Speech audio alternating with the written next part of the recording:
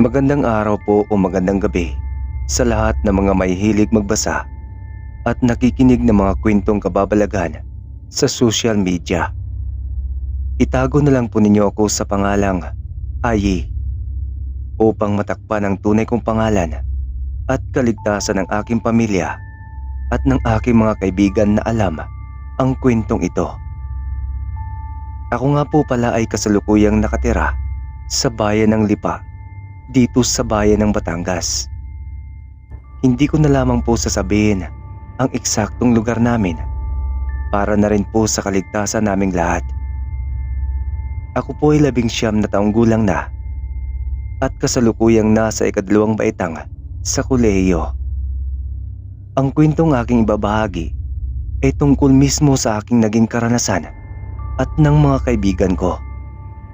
Sana po ay magustuhan po ninyo at huwag po ninyo akong husgahan sa kwento kong ito.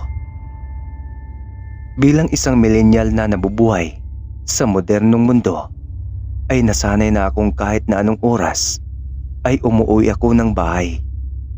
Minsan nga'y inaabot pa ako ng umaga sa galaan. Mas gusto ko po kasi yung maglakad-lakad tuwing gabi sa kalsada na lagi kong dinadaanan. Masarap po kasi sa pakiramdam at nakakawala ng stress, lalo na kapag galing ka sa eskwelahan. Yung tipong pakiramdam mo ay malaya ka. Ganoong pakiramdam ang lagi kong nararamdaman kapag ako lang ang mag-isa ang naglalakad sa daan. Dahil madalang lang ang mga taong dumadaan tuwing gabi. Alam niyo po ba na kahit laganap na ang balita sa kabilang bayan na marami ang nawawalang kabataan, ay hindi pa rin iyon naging hadlang sa akin upang gawin ang mga bagay na gusto kong gawin. Hanggang sa dumating ang araw ng Biyernes, napagpasya namin ang mga kagrupo ko sa proyekto na gawin ito sa bahay nila Anton.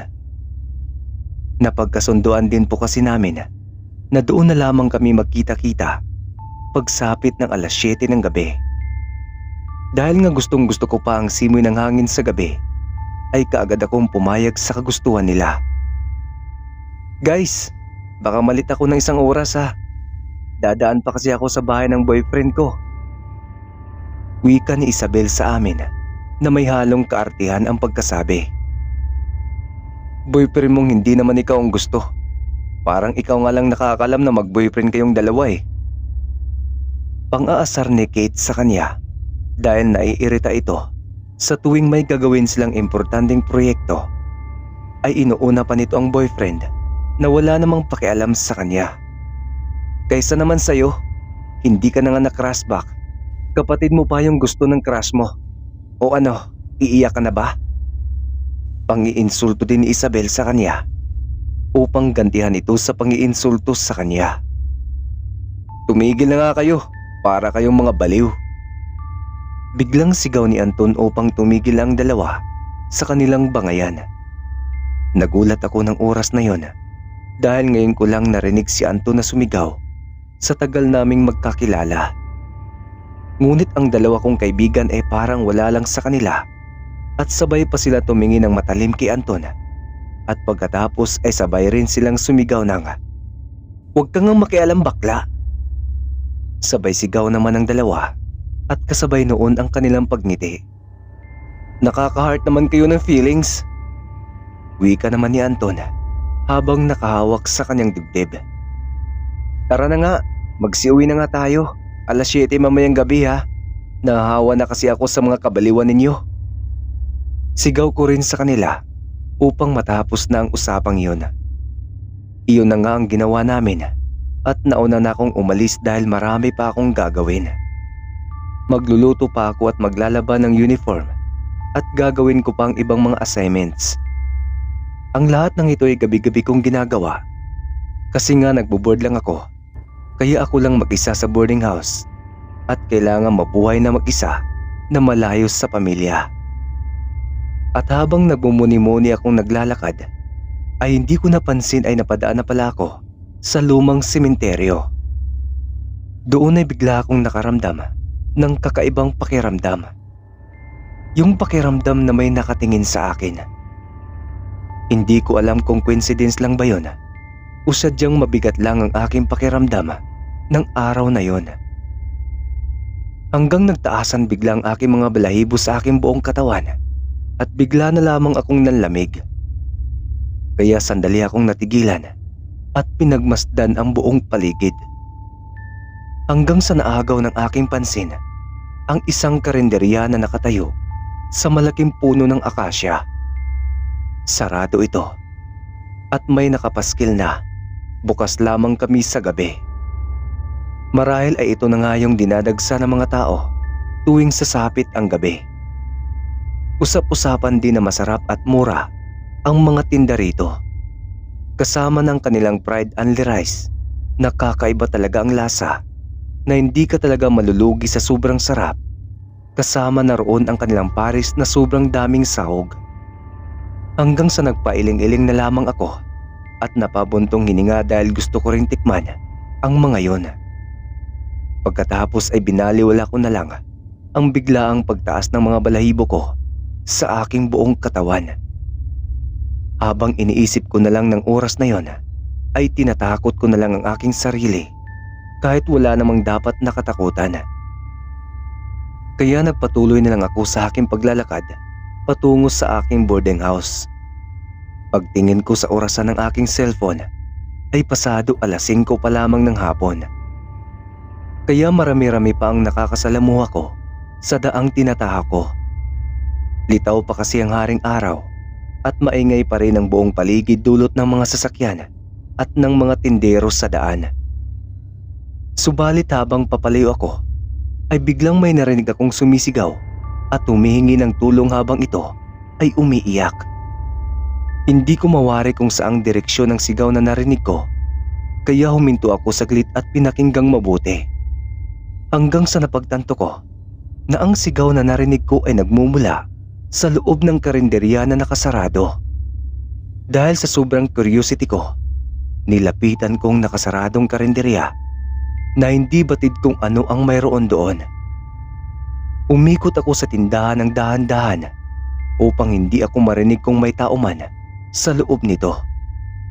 Hanggang sa may narinig akong umiiyak, ngunit hindi ko maintindihan ang sinasabi nito. Hanggang sa bigla na lang nawala ang busis na umiiyak at napalitan ng tunog na parang may tinatadtad na kung anong bagay sa loob ng karinderya. Doon ay muli akong nangilabot at dahan-dahan akong sumilip sa maliit na butas kung saan naroroon ang busis na bigla na lamang nawala. Hanggang sa biglang may humawak sa aking damit na kinagulat ko talaga ng sobra. Dahil paglingon ko ay mayroon akong batang nakita na nakahawak sa aking damit. Ang mukha niya ay duguan at naliligo na sa sarili niyang dugo. Ngunit ang sobra ko talagang kinatatakutan ng oras na yon ay ang kanyang ulo na malapit nang humiwalay sa kanyang katawan. Subalit hinahawakan niya ito ng isa niyang kamay upang hindi ito tuluyang mahulog sa lupa. Anong nangyari sa iyo, bata? Bakit duguan ka? Nanginginig kong sambit sa bata habang napapaatras ako sa sobrang takot habang nakatingin naman ako sa kanya. Ngunit hindi ito sumagot, bagkus ay nakaturo lang ito sa loob ng karinderya. Kaya dahan-dahan akong lumapit sa maliit na butas kung saan siya nakaturo banda. Doon ay halos nakuryente ang buo kong katawan nang aking masaksihan na tinatadtad ng isang matandang babae ang katawan ng bata na wala na itong buhay. Subalit mas laking gulat ko nang makita ko ang ulo ng tinatadtad nito. Dahil ito ang batang duguan na nasa likuran ko ngayon. Kaya halos hindi na ako makagalaw ng oras na yon at halos nag-uunahan na rin ang mga luha ko na pumapatak sa lupa. Dahil sa sobrang takot na nararamdaman ko ng oras na yon. Pati nga ang aking dibdib ay tila nagkaroon na rin ng tambol sa sobrang lakas ng pagtibok nito. Ngunit hindi ako nagpadaig sa takot at pinipilit kong gumalaw upang makalayo sa lugar na yon. Baka kasi makita ako ng matandang babae na walang awa na tinatadtad ang batang paslit. Hanggang sa biglang may tumawag sa akin mula sa aking likuran. Ay Anong ginagawa mo rito? Akala ko ba nakauwi ka na? Isang oras na lang at magsisimula na tayo sa ating proyekto sa bahay. Biglang sambit ni Anton sa aking likuran nang makita niya ako na nakatayo sa karinderyang nakasarado. Pagkasambit ni Anton ng katagang yon, ay bigla akong nabuhayan ng loob at nagmamadali akong tumungo sa kanya habang ako ay umiiyak. Halos hindi rin naman mawari ni Anton ang kanyang gagawin dahil nanginginig na ang buo kong katawan na halos hindi na rin ako makahinga na papalapit sa kanya. Ay, ano bang nangyari sa'yo? Bakit ka umiiyak at nanginginig pa ang iyong buong katawan? Muling tanong sa akin ni Anton na tila natataranta na rin siyang lumalapit sa akin. Nais ko mang sagutin ang mga tanong niya sa akin ng mga oras na yon ay walang lumalabas na busis sa aking bunganga. Hanggang sa inakay na lang niya ako pauwi sa kanilang bahay dahil iniisip niya na tila sinapian ako ng masamang espiritu o di kaya'y nasisiraan na ako ng ulo. Ilang minuto lang ang lumipas ay nakarating na kami sa kanilang tirahan. Agad niya akong pinainom ng tubig upang may masmasan ang takot na aking nadarama. Doon ay sinabi ko sa kanyang lahat ng aking nakita sa loob ng karinderya. Subalit hindi naniniwala si Anton sa akin, kaya galit na galit ako sa kanya. Halos maubos na kasi ang mga luha ko sa kakaiyak habang nagpapaliwanag sa kanya kung ano ang aking mga nasaksihan ng mga oras na yun sa nakasaradong karinderya, ngunit ayaw talaga niyang maniwala sa akin. Kaya hindi na ako muling nagsalita at umiyak na lang ako sa isang tabi. Hindi pa rin kasi maalis sa aking isipan kung paano tinatadtad na mata ng babae ang bata na wala ng buhay. Hanggang sa bigla na lang nagsalita si Aling Mercy, ang ina ni Anton. Ang karinderya bang sinasabi mo ay yung malapit sa lumang sementeryo, iha? Biglang tanong ni Aling Mercy sa akin dahil narinig niya ang lahat ng mga sinabi ko kay Anton. Opo. Pahikbi kong sagot sa kanya. Ang may-ari ng karinderyang iyon ay ang pamilya ng mga aswang balbal. Bago pa kasi na-improve ang lugar na ito, ay bantog na silang mga aswang. Nalaman ko ito sa aking yumaong lola nang minsan nahuli nilang tatay nito na binuksan ang kabaong ng isang matandang lalaki na bago pa lamang namatay. Hindi kasi alam ng tatay nila na binabantayan na sila ng mga antingerong manggagamot. Dahil mahinala na sila na pamilya talaga sila ng mga aswang balbal. Kasi nga madalas nila itong nakikita sa sementeryo na naghuhukay ng mga bangkay na bago pa lamang nailibing. Ngunit hindi nila akalain na makikita nila ang totoong anyo nito sa isang lamay na walang taong nagbabantay. Nakatayo lang ito habang buhat-buhat nito ang puno ng saging na gagamitin sana niya na pampalit sa bangkay na nasa loob ng kabaong. Subalit hindi iyon natuloy nang makita siya ng mga taong naroroon na nakikilamay. Kasama na roon ang lola ko. Nakita siya ng mga taong naroroon dahil na rin siguro sa mga antingerong nag-uusal ng mga sagradong dasal upang kontrahin ang kanyang kapangyarihang pagkabulag. Na kahit na naroroon na siya sa loob ng bahay, ay hindi pa rin siya nakikita ng mga pangkaraniwang mga tao. Subalit ang sabi ng lola ko, nakita nilang balbal na yon nang sinindihan ng isang antingerong manggagamot ang 3 kandila na malapit sa kabaong ng matandang lalaki. Kaya nakita nila ng malinaw ang totoong anyo ng balbal. At nakilala talaga nila na ang tatay ng may-ari ng karinderyang napuntahan mo ang aswang balbal na yon. Mahabang kwento ni Aling Mercy sa akin na muling nagpatayo ng mga balahibo ko sa aking buong katawan. Inay naman, wag mo na siyang takutin. Alam naman kasi nating dalawa na kwentong barbero lang yun ni Lola. Kasi wala namang nagpapatunay na aswang balbal nga ang pamilya nila. Nakulong pa ngang kapitbahay nyo noon kasi pinagkalat niya ng mga aswang ang pamilyang yon. Kaya sana inay, wag kang gumawa ng kwento. Baka ikaw naman ang makulong. Alam mo naman na may kaya ang pamilya nila at ang 3 anak ng may-ari ng karinderyang yon ay mga abogado na ngayon. Sabat naman ni Anton na makita niya na mas lalo kong natakot nang marinig ko ang kwento ng kanyang ina. Ano po bang mga aswang balbal, tita? Papaano rin po ba natin malalaman na mga aswang balbal po sila? Biglang tanong ko kay Aling Mercy nang makyurious ako sa kwento niya sa akin tungkol sa mga aswang balbal. Ay naku ay, naniniwala ka pa ba kay inay? Akala ko ba pinanganak tayo sa modernong panahon? Bakit ka pa maniniwala sa mga kwentong barbero noong panahon pa ni Kupong-Kupong? Alam mo ba kung bakit nagkakaganyan ka? Kasi madalas nalilipasan ka ng gutom dahil dyan sa pagdadayet mo. Ang nakita mo sa karinderyang iyon ay katang-isip mo lang. Alam mo ba kung bakit?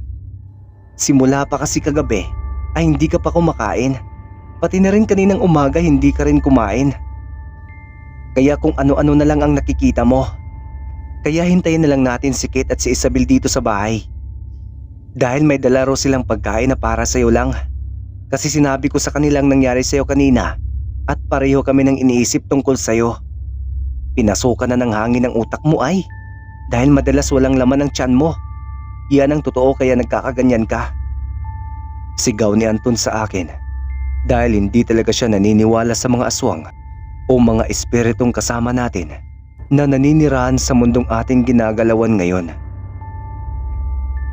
Ang aswang balbal ay nangunguha ng mga bangkay mula sa lamay o sa libingan at kinakain nila ito. Malakas din ang kanilang pangamoy sa mga taong malapit ng mamatay. Malalaman mo rin na aswang balbal ang iyong kaharap kung ang hininga nito ay amoy bulok. Kaya rin nilang palitan ang mga bangkay ng mga pumanaw na sa pamamagitan ng kanilang kapangyarihang pagkabulag. Kahit nga sa mga pagkain na kinakain natin ay kaya nilang palabasin kung anuman ang nakikita mo at kung anong iniisip nating lasa nito. Kaya hindi rin natin mahalata na isang bangkay na pala ng tao ang kinakain natin kapag sila na ang nagluto ng mga ito. Malalaman mo rin na ito ay aswang balbal kapag nakita mong pabaliktad ang refleksyon mo sa kanyang mga mata.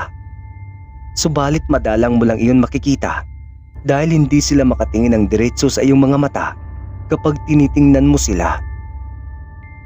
Muling pagpapaliwanag ni Aling Mercy sa akin dahil sa mga aswang balbal. Habang hindi na namin pinapansin ang pinagsasabi ni Anton, kahit halos magmura na ito kasi parang kinakausap na lang niya ang kanyang sarili. Kasi nga salita siya ng salita, hindi naman namin siya sinasagot ng kanyang ina. Bahala na nga kayong dalawa dyan. Magtakutan na lang kayo ng mga walang kwentang kwento tungkol sa mga aswang balbal na yan. Wika ni Anton at umalis na siya sa aming harapan na dumadabog. Subalit pagkasambit niya ng mga katagang yon ay iyon din ang pagdating ni Isabel at Kay habang may dala silang pagkain. Kaya napangiti si Anton kasi alam niya na may kakampi na siya. Ngunit hindi pa rin natigil ang aming usapan ni Aling Mercy dahil naniniwala siya sa aking mga kwento na hindi lamang iyon isang ilusyon. At alam niya na totoo talaga ang mga nakita ko sa karinderya na nakabukas lang tuwing sasapit ang gabi. Hanggang sa lumapit na nga si Anton, Kay at Isabel sa akin na may dalang pagkain. Nakangiti ang mga ito para lang kumain ako. Iniisip talaga nila ng oras na yon na nalipasan lang ako ng gutom. Kaya kung ano-ano ang mga nakikita ko. Ay, kumain na tayo. Naisipan kasi namin ni Kay na dito na lang kami kakain upang may kasama ka. Nakangiting wika ni Isabel sa akin. Alam mo ba ay, ang hirap pumila sa karinderyang binila namin yan. Isa pa, sobrang sarap na mga luto nila. Lalo na yung tinatawag nilang pares at sinangag na kanin na may halo-halong ricados. Sobrang sarap talaga ng dalawang yan. Kaya halika na at kumain na tayo para masimulan na natin ang proyekto na gagawin natin. Nakangiting wika rin ni Kay sa akin. Subalit nang marinig ko ang sinabi niyang karinderya, ay halos nanginginig na naman ang aking buong katawan. Dahil alam ko ang karinderyang tinutukoy niya, ang karinderyang bukas lang tuwing sasapit ang gabi na nakatayo malapit sa lumang sementeryo patungo sa bahay nila Anton. Iyan bang binili ninyo ay doon sa karinderyang malapit sa lumang sementeryo? Biglang tanong ni Aling Mercy sa kanila. Opo tita, doon lang po kasi ang bukas kapag gabi na. Sagot naman ni Kay kay Aling Mercy. Ah, okay. Sandali lang, may kukunin ako ha. Wika ni Aling Mercy na pinagtaka naming tatlo kasi nagmamadali itong pumunta sa kusina. Ano na naman ang gagawin mo, inay? Nakakahiya ka na, alam mo ba? Wika naman ni Anton nang makaramdam siya ng hiya sa pinaggagawa ng kanyang ina. Hanggang sa bumalik si Aling Mercy na may dalang kutsilyo at 3 pirasong kalamansi. Hindi namin alam kung bakit may dala siya nun, ngunit hinayaan lang namin siya kung anong kanyang gagawin. Subalit biglang nagsalita si Isabel at pinigilan siya nang makita niya ang kalamansi na hawak-hawak nito. Tita, wag mo po raw lalagyan ng kalamansi ang ulam kasi po raw mag-iibang lasa nito at magiging mapakla at maalat. Dahil nga po raw may nilagay silang secret ingredients dyan na kapag nilagyan ng kalamansi ay masisira ang secret ingredients na nilagay nila at mawawala ng sarap ang binili naming ulam. Biglang wika ni Isabel kasi alam na niya ang pakay nitong gagawin sa kalamansi nitong dala. Akin na nga yan, inay. Ano na naman ba ang pinagagawa mo? Nakakahiya ka na talaga. Kaya ayaw ko magpapunta ng mga kaklase ko rito kasi lagi ka nalang ganyan. Wika ni Anton upang kunin ang kutsilyo at kalamansi na dala nito kasi nahihiya na talaga ito sa amin. Subalit bago pa iabot ni Aling Mercy ang dala nito kay Anton, ay ako na mismo ang kumuha nito at nagmamadaling hiniwa sa 2 ang kalamansi. At agad ko itong pinatak sa ulam na may sabaw na tinatawag nilang pares. Kasunod noon na hiniwa ko ulit ang 2 kalamansi at pinatak naman sa sinangag na may halo-halong ricados. Ano bang pinaggagawa mo ay? Bakit mo naman nilagyan ng kalamansi ang kakainin natin? Sinabi na nga ni Isabel na hindi dapat lalagyan ng kalamansi kasi mag-iibang lasa nito. Ginawa mo pa rin. Sigurado na talaga ako na may hangin na talaga yung utak mo. Hindi ka nakikinig. Sigaw ni Kay sa akin na kinabigla naming lahat kasi sobrang lakas ng boses nito ng oras na yon. Tingnan mo ang ginawa mo, inay. Nag-away tuloy sila. Pabulong na wika ni Anton sa kanyang ina na nakataas pa ang isang kilay nito. Dahil sinisisi niya ito kung bakit sinigawan ako ni Kay ng ganoon kalakas. Huwag na kayong mag-away, kasalanan ko ito. Nais ko lang kasing matuklasan kung totoo nga ba ang sinabi ng lola ko na kapag pinataka ng kalamansi ang isang ulam na may kapangyarihan ng pagkabulag ng mga aswang ay lilitaw ang tunay na anyo nito. Nakayukong wika ni Aling Mercy habang dahan-dahan siyang lumalayo sa aming kinaroroonan. Wala naman pong nangyari sa ulam na pinataka ni Ay ng kalamansi, inay.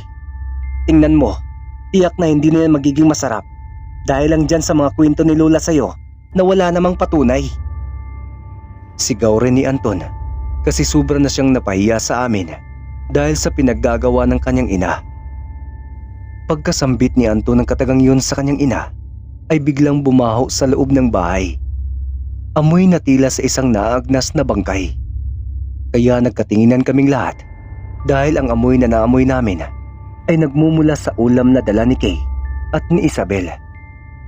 Kasi ang mabangong amoy ng ulam kanina ay napalitan ng sobrang bahong amoy na hindi mo maintindihan kung anong klaseng amoy. Hanggang sa dahan-dahan ang napalitan ng mga sahog at ricados nito ng mga parte ng mga tao. Tulad ng mga daliri, tenga, dila at mga balat ng tao. Pati na rin ang mga laman loob nito ay alam na namin na nasa tao din iyon. Kaya halos nanginginig kami sa sobrang takot dahil tamang ang sinabi ni Aling Mercy na kayang palabasin ang totoong anyo ng niluto ng mga aswang sa pamamagitan lang ng pagpatak ng kalamansi rito. Pagkatapos naming masaksihan ang nakakadiring eksinang yon, ay sabay-sabay kaming 3 na tumungo sa banyo at sabay rin kaming sumuka. Halos isuka ko na rin ang aking mga laman loob dahil sa nakakadiring nakita ko at hindi talaga maalis sa isipan ko. Hanggang sa biglang nagsalita si Aling Mercy. Tinapon ko na sa labas ang binili niyong pagkain Nilagyan ko na rin ng pabango ang loob ng bahay upang maalis ang masangsang na amoy. Pakiusap ko lang sa inyo, sana hindi makalabas o mapag-usapan man lang ang ating nasaksiyan ngayon sa pagkain na dinala ninyo. Dahil alam ko kapag lumabas ito sa ibang tao at makarating sa mga aswang na yon, ay tiyak ang buhay natin ang magiging kabayaran. Wika ni Aling Mercy na nagsusumamo sa aming tatlo dahil buhay na namin ang nakataya sa aming nasaksihan ngayon. Nang marinig namin ang sinabi ni Aling Mercy, ay bigla kaming nag-iyakan at mas lalong umiyak ang kanyang anak na si Anton. Kasi nga kahit kailan ay hindi ito naniwala sa kanyang ina at lagi niya itong pinagsasabihan ng masasamang bagay kapag nagkwento na ito tungkol sa mga aswang. Subalit ngayon ay siya na mismo ang nakasaksi na tama lahat ang pinagsasabi nito. Kaya tila baka na siyang umiiyak ngayon sa sobrang kahihiyan na nagawa niya sa kanyang ina.